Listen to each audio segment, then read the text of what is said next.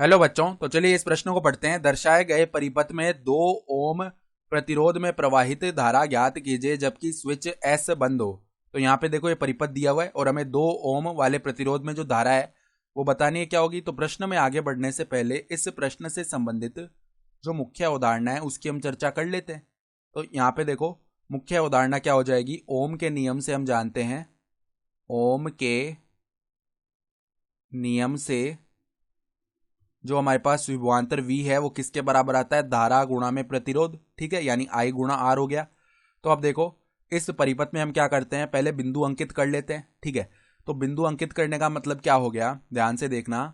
यहाँ पर हमने क्या किया, यहाँ पर इसको पहला बिंदु बोला।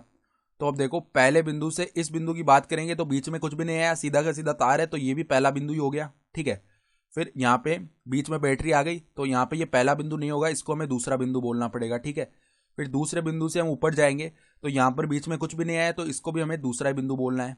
सही बात हो गई। ठीक है, तो अब इसको हम बोल देते हैं यहाँ पे तीसरा बिंदु।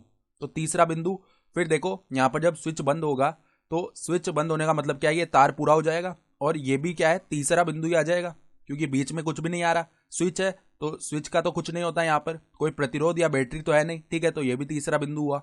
अब हम क्या करते हैं, वापस से इस परिपथ को बनाते हैं इन बिंदुओं के हिसाब से जो हमने अंकित किए हैं। तो यहाँ पे हमने बना दिया, देखो बैटरी किनके बीच है, पहले और दूसरे बिंदु के बीच। तो पहला बिंदु, यहाँ पे दूसरा बिंदु, इनके बीच सबसे पहले एक बैटरी लगा देते हैं 10 वोल्ट की। ठीक है, 10 वोल्ट की हमने बैटरी लगा दी। फिर देखो जो पहला प्रतिरोध 2 ओम है वो किनके बीच है, वो पहले और तीसरे बिंदु के बीच में है। सही है, तो यहाँ पर कोई तीसरा बिंदु लाना पड़ेगा हमें। ठीक है, तो मान लो कि ये इस प्रकार का कोई तीसरा बिंदु है और पहले और तीसरे बिंदु के बीच हमारा प्रतिरोध है कौन सा, 2 ओम का प्रतिरोध है। तो ये 2 ओम का प्रतिरोध हो गया। सही बात है। ठीक है, फिर हम जानते हैं कि यहाँ पर दूसरा और तीसरा बिंदु भी जुड़ा हुआ है, तो दूसरे और तीसरे बिंदु को हमने मिला दिया। और फिर जो हमारे पास 3 ओम का प्रतिरोध है ये किनके बीच है, ये हमारे पास तीसरे और तीसरे बिंदु के बीच है। इसका मतलब क्या हो गया कि 3 ओम का प्रतिरोध जो है उसमें हमारे पास मतलब क्या होगा, यहाँ पर ये दोनों बिंदु आ गए, इनके बीच आ गया ना प्रतिरोध।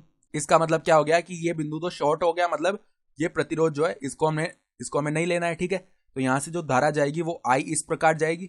सही है, तो हमें क्या करना है, देखो ये जो प्रतिरोध 3 ओम है ये तो शॉर्ट हो गया, तो हम ओम का नियम लगा देते हैं यहाँ पे, यानी V यानी कि 10 बराबर में क्या हो जाएगा, I गुणा में R का मान है 2 ओम।